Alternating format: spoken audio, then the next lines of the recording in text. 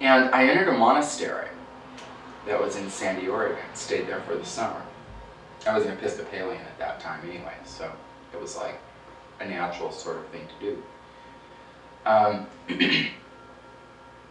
The guy that had founded this particular order, it's a Franciscan order, and the priest that had founded it back in 1959, he was now living in Palm Desert, California because of his health, you understand. And the stories that I heard about this old boy, it was pretty obvious that his health needed attending to in ways that were probably not viewed upon with favor by the church. But since the order only had 11 people in it, it might have even been less at that time, and it was running a series of hospitals for old people, it was the wealthiest chapter in the church. So they weren't going to tell him much. He was in the process of getting the whole order moved to Palm Desert, where he was. And in fact, they were in the process of moving when I was there. Well, they felt that I went ahead and went home at the end of that summer to set up a traveler's fund so that in case I needed to get home, there would be money to put me on a bus. You know, if I decided I didn't like them or they decided they didn't like me. And while I was home, they sent me a letter saying, well, we're going to move down to Palm Desert and we're living in a hotel down here. And until we can find a villa that we can move into, which eventually they did, it would be best if you just stayed where you are and did something until we could bring you down here. Well, what was I going to do? I had no idea. So Mom says she saw an ad one night on TV for the National Guard, and she said, that's what you need to do. So I did. And it was in 1977, March, I guess, that I went to Fort Benjamin Harrison, Indiana, to take unit clerk training.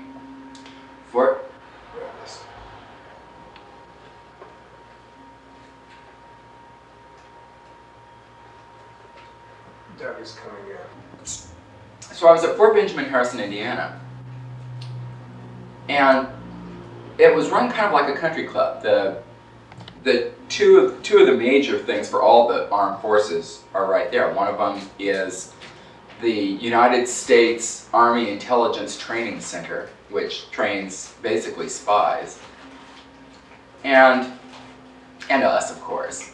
I mean, that's where I got my training as a unit clerk. And the other thing is the payroll for all of the armed forces is done right in a huge building there, the finance building at Fort Benjamin Harrison. So all that stuff is going on there.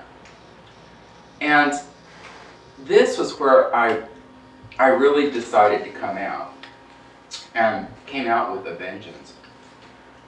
My first leave, we had a weekend pass, and I had looked through the phone book and I couldn't find anything in there that looked like a gay bar. There wasn't a gay bar listing, for sure.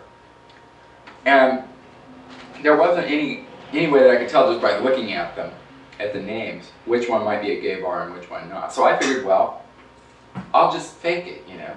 I'll go into town and spend the weekend and just wander around, go from place to place. If I don't like what I see, then I'll go somewhere else. Maybe I'll run across one by accident. I went into town. I went down to a clothing store and I bought a black jumpsuit and a pair of black suede desert boots. And and then went back to my motel room, put them on, and by then it was dark, and just decided to kind of wander. I was down in the vicinity of town that's around that big Civil War memorial that they have there. There's a big traffic circle around it, and it's a big marble spire. And I walked down a block and then over a block, and I passed a bar. It was the only one bar in this whole area that I could see, one bar. And as I walked past it, all the windows are real dark and dingy, you know, and kind of painted or something on the inside so you couldn't see in. And there's this little face peering at me through a window in the door. And I just kind of walked on past. The place was called Ma Bell's. Belle''S. And I walked past it and down, wound up at the traffic circle around the War Memorial, wandered around there for a while, and then came back. It was the only bar that I'd seen in this whole little several block soiree. I had only managed to find one bar. And so I thought, well, I go back, and there's that little face peering at me again, you know. And the music, I hear this thumpa, thumpa, thumpa, you know, disco playing inside. And this guy is standing in the doorway and he's going like this. So I thought, well, okay, you know, I'll go in. I walk inside, he goes, "Hi, sweetie. Glad to see you. What, let me check that ID." And so I gave him the ID, and my first thought was, this must be the place. And it was. By sheer luck, I had wound up walking into a gay bar, the first thing off the bat. Of all the bars in Indianapolis, I managed to walk into a gay bar first off. It became an opening thing for me, as the first song that I danced to was ABBA doing Dancing Queen. That song still has a very special place in my heart.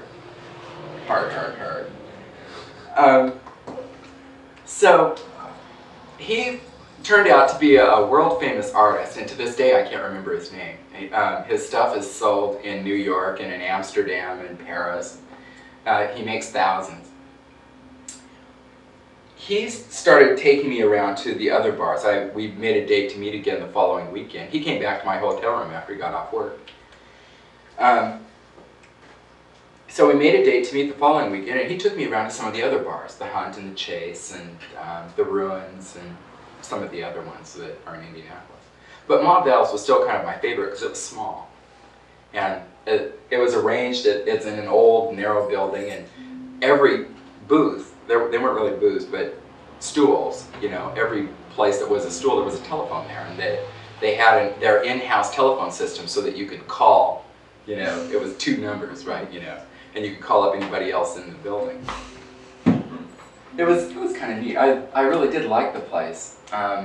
Even the gay bars in Indianapolis aren't really gay. They're mixed at best. And so I met some really interesting people while I was there. Well, so I come back to Winston with all of this experience under my belt, or somewhere.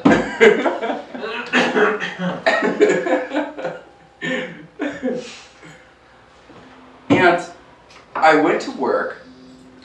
Well, let's see. I think I came back and moved to Portland. I believe that was when the move occurred. This would have been '77. Yeah, that's right. I lived in Portland for 2.5 years. Came back to Roseburg, mostly I think just because I'd gotten bored with Portland. I'd been there for that amount of time. I got involved with the Portland Town Council while I was there. I was on the gay hotline that they run, the Counseling Center for Sexual Minorities. I went through that training and did that, which turned out to be useful to this community when I got back down here. I had come down here originally because, being in the military, they had decided that they were going to fund some permanent positions with the National Guard building down here, the Armory. And then decided, and they asked me if I wanted to do it, and I said yes, and so I moved back here to take the position. Then we changed commanders, and the new commander was just horrified. He looked at me. I used to show up in the morning formation, you know, with these heart-shaped sunglasses. Well, they weren't sunglasses, they were regular glasses, prescription glasses. They were heart-shaped and red and had a little circle of blue rhinestones, you know. They were quite good. But, you know, well, glasses aren't part of the uniform, so I could wear them.